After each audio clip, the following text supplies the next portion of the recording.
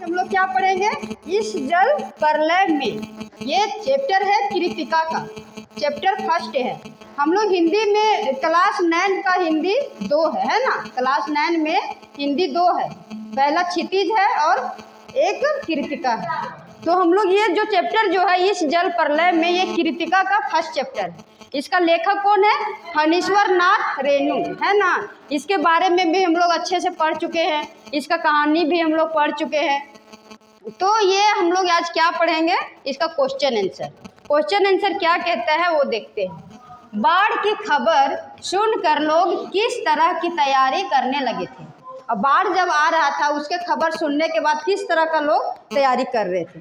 तो देखिए, बाढ़ की खबर सुनकर लोग अपने अपने घरों से जरूरी सामान जैसे खाने पीने का सामान, ईंधन, दवाइयाँ, मोमबत्ती, दिया सलाई किसको बोलते हैं? माचिस को, और पीने का पानी इकट्ठा करने लगे थे। पीने का पानी इकट्ठा मतलब यानी कि सारा सामान को एक जगह जमा करने लगे थे।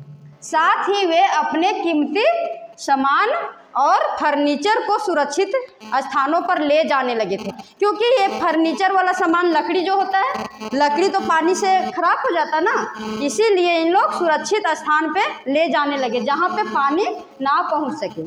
ठीक है बच्चों, अब देखिए दूसरा क्वेश्चन बोल रहा है, बाढ़ की सही जानकारी लेने और बाढ़ का रूप देखने के लिए लेखक क्यों उत्सुक था। मतलब कि बाढ़ आने का मतलब होता है ना कि बाढ़ कैसे आएगा, उसकी जानकारी लेने के लिए और देखने के लिए लेखक बहुत उत्सुक था कि कब आए बाढ़, हम देखेंगे, है ना।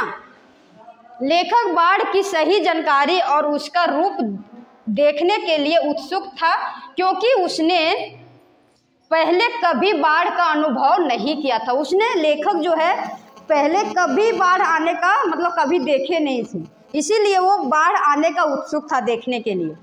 ये पहले कभी बाढ़ अनुभव नहीं किया था और वह यह जानना चाहता था कि बाढ़ का शहर में घुसना कैसा होता है। मतलब कि बाढ़ कभी अपने जीवन में पहले नहीं देखे थे, तो इसीलिए उनको उत्सुक था देखने के लिए कि बाढ़ का शहर में घुसना कैसा होता है, वो जानना चाह रहे थे। और इससे होने वाले नुकसान क्या होता है वो जानना चाह रहे थे कि बाढ़ आएगा, कैसा बाढ़ आएगा और बाढ़ से क्या क्या नुकसान होगा, वो देखने के लिए उनको बहुत लालच था। ठीक ना, मतलब उत्साहित हो रहे थे, खुशी हो रहे थे। तीसरा क्वेश्चन देखिए बच्चों, सबकी जबान पर एक ही जिज्ञासा, पानी कहाँ तक आ गया है।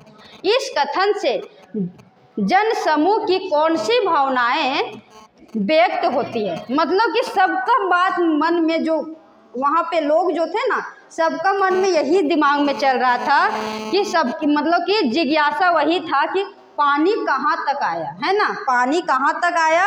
और इस कथन से जन समूह मतलब बहुत लोग, जितना ग्रुप में थे, सबका यही मन में चल रहा था कि पानी कहाँ तक आया है।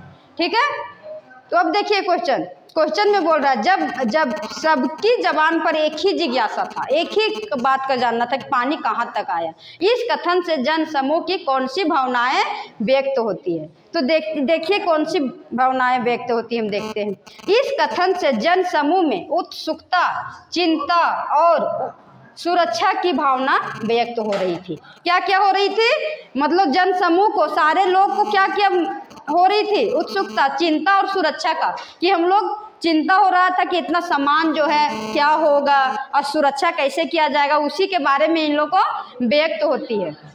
लोग यह जानना चाहते हैं कि बाढ़ का पानी कहाँ तक पहुँच गया है।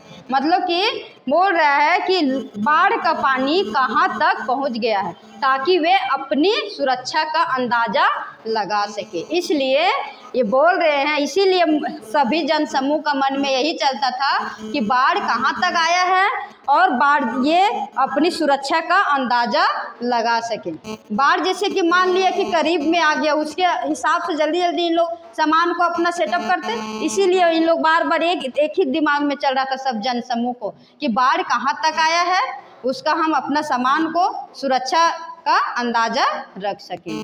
ठीक है बच्चों, इससे आगे का क्लास में हम अगला क्लास में बताएंगे। आगे का ये क्वेश्चन जो बच गया है, इसमें बहुत सारा क्वेश्चन है, अभी 3 क्वेश्चन बता चुके हैं। इससे आगे हम अगला क्लास में बताएंगे। Okay bye, thank you.